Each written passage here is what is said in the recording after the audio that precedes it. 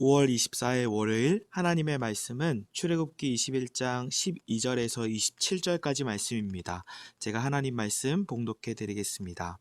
사람을 쳐 죽인 자는 반드시 죽일 것이나 만일 사람이 고의적으로 한 것이 아니라 나 하나님이 사람을 그의 손에 넘긴 것이면 내가 그를 위하여 한 곳을 정하리니 그 사람이 그리로 도망할 것이며 사람이 그의 이웃을 고의로 죽였으면 너는 그를 내 제단에서라도 잡아내려 죽일지니라.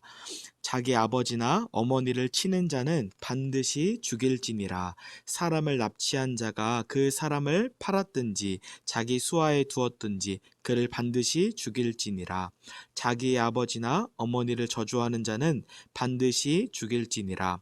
사람이 서로 싸우다가 하나가 돌이나 주먹으로 그의 상대방을 쳤으나 그가 죽지 않고 자리에 누웠다가 지팡이를 짚고 일어나 걸으면 그를 친 자가 형벌은 면하되 그간의 손해를 배상하고 그가 완치되게 할 것이니라. 사람이 매로 그 남종이나 여종을 쳐서 당장에 죽으면 반드시 형벌을 받으려니와 그가 하루나 이틀을 연명하면 형벌을 면하리니 그는 상전의 재산임이라. 사람이 서로 싸우다가 임신한 여인을 쳐서 낙태하게 하였으나 다른 해가 없으면 그 남편의 청구대로 반드시 벌금을 내되 재판장의 판결을 따라 낼 것이니라.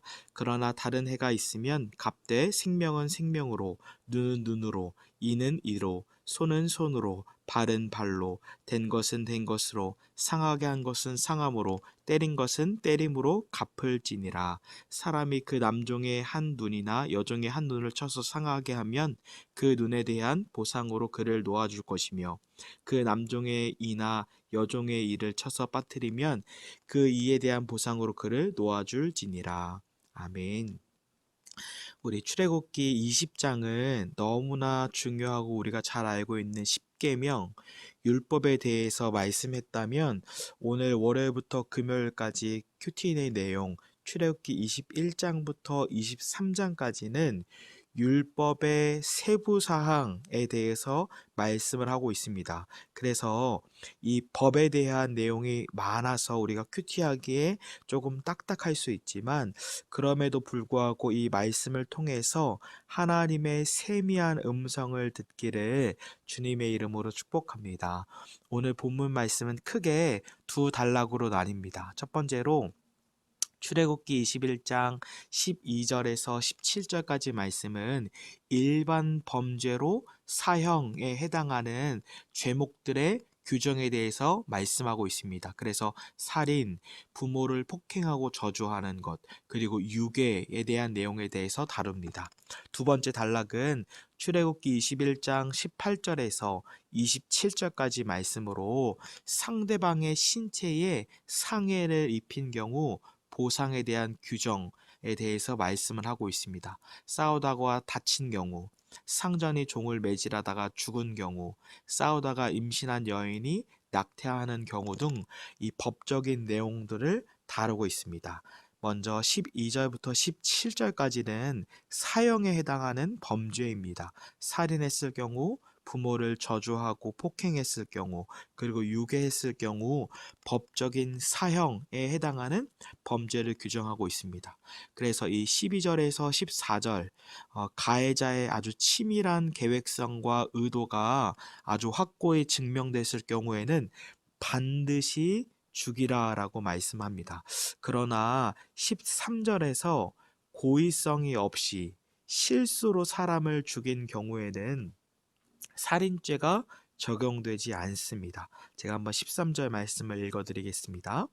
만일 사람이 고의적으로 한 것이 아니라 나 하나님이 사람을 그의 손에 넘긴 것이면 내가 그를 위하여 한 곳을 정하리니 그 사람이 그리로 도망할 것이며 이 도망할 한 곳은 신명기 4장 42절에 말씀하는 생명을 보존하게 하기 위해서 도피성을 구별하셨다라고 말씀합니다.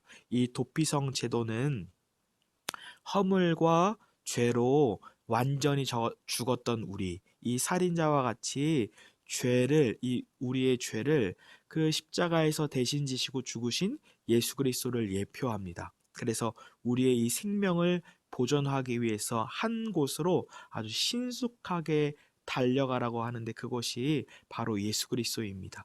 그래서 우리는 예수 그리스도께 완전히 도피할 때만 생명으로 가득 찰 수 있습니다. 그래서 이 12절에서 17절까지 이 사형 제도는 짧은 6구절 안에 반드시 죽일지니라 이 말씀이 무려 5번이나 반복됩니다. 그것은 하나님의 공의를 볼 수 있고 동시에 고의가 아닐 경우 도피성으로 피할 수 있듯이 하나님의 사랑을 동시에 우리가 깨달을 수 있습니다.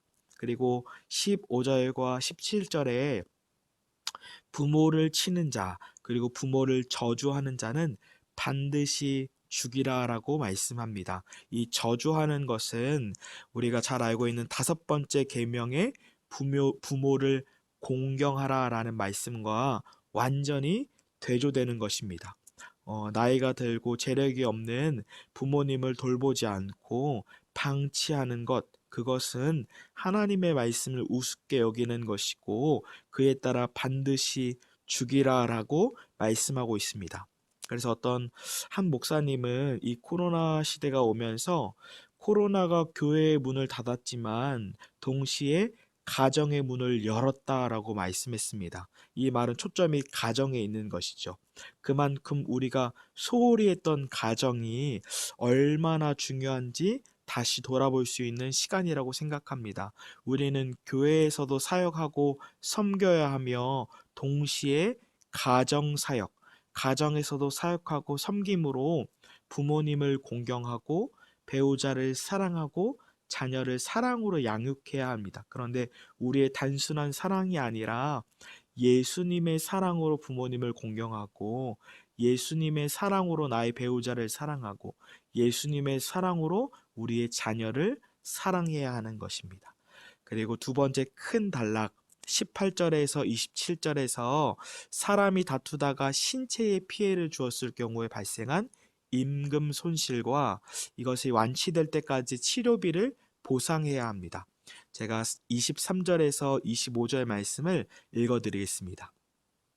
그러나 다른 해가 있으면 갚되 생명은 생명으로, 눈은 눈으로, 이는 이로, 손은 손으로, 발은 발로, 된 것은 된 것으로, 상하게 한 것은 상함으로, 때린 것은 때림으로 갚을지니라. 우리가 잘 알고 있는 눈에는 눈, 이에는 이에 대한 말씀입니다.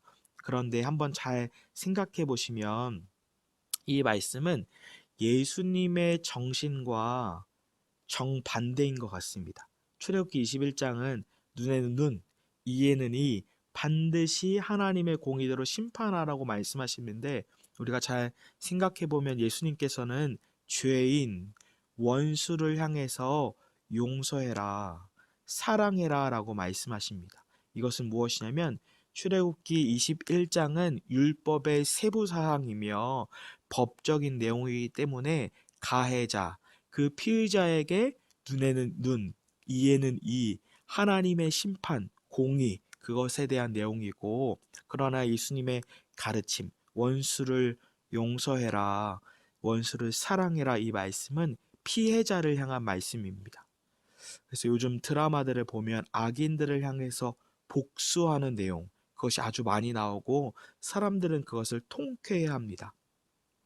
그러나 복수를 해도 피해자 마음 속 깊은 곳에는 여전히 상처와 병들어 있는 곳으로 가득해 있습니다. 이 피해자를 향해서 예수님께서 원수를 용서해라 라는 말씀은 사실 하나님께서 그 피해자 영혼을 위해서 말씀하시는 것입니다. 왜냐하면 용서하지 않으면 복수하고 평생에 그 사람을 원망하고 미워하고 용서하지 않는다면 그 피해자 마음의 아픔과 상처와 그 모든 것은 평생 짊어지고 가는 진정한 고통이기 때문입니다.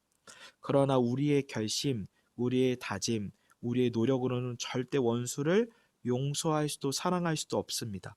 서두에 말씀드린 이 도피성과 같이 허물과 죄로 완전히 죽었던 최상급의 가장 죄인인 나를 그리스도께서 만나주시고 용서해 주시고 사랑해 주신 것처럼 그 사랑을 깨달아야, 천인격적으로 깊은 사랑을 깨달아야 원수를 용서하게 되어지고 그 원수를 사랑할 수 있게 되어지는 것인데, 이것이 십자가의 사랑이고 복음의 능력입니다. 그래서 복음의 능력은 되어지는 것입니다. 그 대표적인 인물이 손양원 목사님이시죠. 손양원 목사님의 사랑으로 그들을 사랑하고 용서한 것이 아니라 예수님의 사랑, 복음의 능력 때문에 사랑하게 되어지고 용서하게 되어진 것입니다. 말씀의 결론을 내리겠습니다. 가해자는 하나님의 말씀대로 반드시 벌과 대가를 받아야 합니다. 이것이 하나님의 공의, 하나님의 심판입니다. 그리고 피해자는 그 하나님의 한량없는 사랑을 입어야 합니다. 이것이 바로 하나님의 공의와 하나님의 사랑입니다.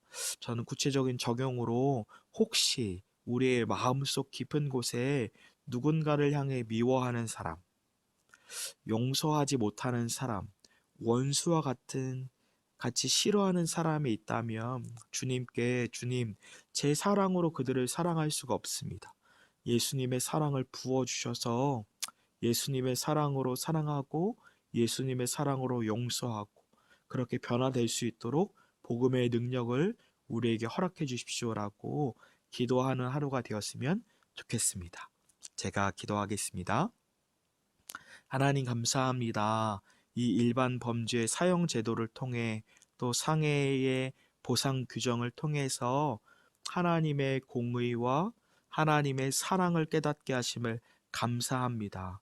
하나님, 그 십자가의 사랑이 더 이상 머리로만 아는 것이 아니라 온 전인격의 그 그리스도의 사랑을 입어서 예수님의 사랑으로 사랑하고 용서할 수 있도록 하나님께서 전적인 은혜를 베풀어 주시옵소서. 우리 주 예수 그리스도의 이름으로 기도드립니다. 아멘.